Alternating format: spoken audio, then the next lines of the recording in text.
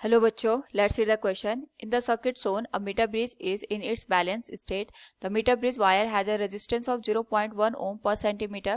The value of unknown resistance X and the current drawn from the battery is negligible resistance is. Here we have given a diagram with 4 options. Now to answer this question, first we will discuss here the key concept, and here the key concept will be application of the metre bridge. तो जो metre bridge होता है ये Wheatstone bridge के principal पे काम करता है और यहाँ पे इसका यूज हम करते हैं अननोन रेजिस्टेंस को फाइंड आउट करने के लिए।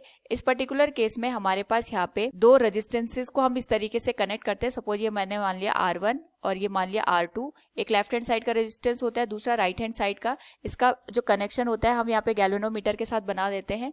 यहाँ पे मीटर ब्रिज की एक वायर गिवन होती है AB, जिसकी लेंथ हम जनरली यहाँ पे 100 सेंटीमीटर के बराबर रखते हैं। ये सर्किट को करंट सप्लाई करवाती है। यहाँ पे हम जो गैल्वेनोमीटर की जॉकी है उसको इस तरीके से लेफ्ट से राइट शिफ्ट करते हैं और एक पॉइंट पे जाके हमारे पास जो गैल्वेनोमीटर का डिफ्लेक्शन होता है वो 0 के बराबर हो जाता है। ये बैलेंस कंडीशन में कंसिडर किया जाता है। तो इसी की वजह से हमारे पास जो भी अननोन रेजिस्टेंस होता है उसकी वैल्यू को हम यहाँ पे फाइंड आउट कर सकते हैं। तो अकॉर्डिंग टू द क्वेश्चन हमसे यही पूछा गया है कि हमारे पास एक डायग्राम में 5 वोल्ट बैटरी दे रखी है। यहाँ पे जो बैलेंस कंडीशन है उसके लिए जो हमारे पास लेफ्ट हैंड साइड से डिस्टेंस दे रखी है दैट इज 40 सेंटीमीटर और राइट हैंड साइड से 60 सेंटीमीटर के डिस्टेंस पे बैलेंस पॉइंट दे रखा है। हमें यहाँ पे अननोन रेजिस्टेंस एक्स की वैल्यू को फाइंड आउट करना है। तो सबसे पहले हम ये देखते हैं, सपोज मैं इसको यहाँ पे नाम दे देती हूँ जी पॉइंट का। तो ए से जी का जो रेजिस्टेंस होगा हम इसको लिख सकते हैं resistance of A G portion that will be given as R A G equals, हमारे पास यहाँ पे पर सेंटीमीटर का जो रेजिस्टेंस है that is 0.1 ohm. So it will be given as 40 into 0.1 ohm per centimetre. तो वैल्यू को अगर हम यहाँ पे मल्टीप्लाई करके लिखें तो ये 4 ओम के बराबर आ जाएगा।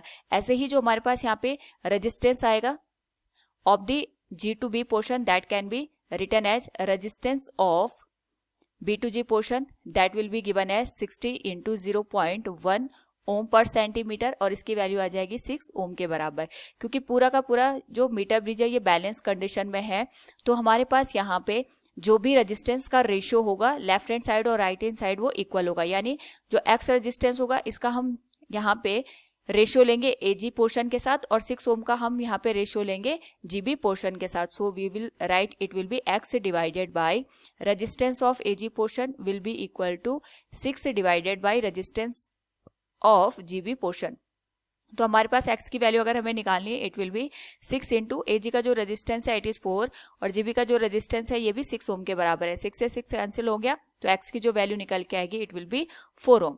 नाउ हमें यहाँ पे जो अननोन रेजिस्टेंस है इसकी तो वैल्यू मिल गई, साथ में हमें यहाँ पे करंट की वैल्यू को भी फाइंड आउट करना है। तो करंट की वैल्यू को फाइंड आउट करने के लिए हम देख सकते हैं कि जो सर्किट हमारे पास बैलेंस कंडीशन में, बैलेंस कंडीशन का मतलब ये हो गया कि यहाँ पे हमारे पास जो गैल्वेनोमीटर है इससे कोई भी करंट फ्लो होके नहीं जाएगी। जो वायर है इस वायर का इतने पोर्शन का जो रेजिस्टेंस है ये 4 ओम के बराबर है और इतने पोर्शन का जो रेजिस्टेंस है हमारे पास ये 6 ओम के बराबर है। इसको हम अभी कैलकुलेट कर चुके हैं और ये हमारे पास यहाँ पे 5 वोल्ट की बैटरी दे रखी है। तो क्योंकि यहाँ पे गैल्वेनोमीटर के थ्रू कोई भी करंट नहीं जाएगी, जो भी करंट जाएगी इस तरीके से ये डिस्ट्रीब्यूट होगी। सपोज ये आई करंट है, यहाँ पे I1 करंट जाएगी, here the current will be I minus I1। तो जब ये 4 ओम के थ्रू यहाँ पे फ्लो करेगी तो गैल्वेनोमीटर में करंट का डिस्ट्रीब्यूशन नहीं होगा।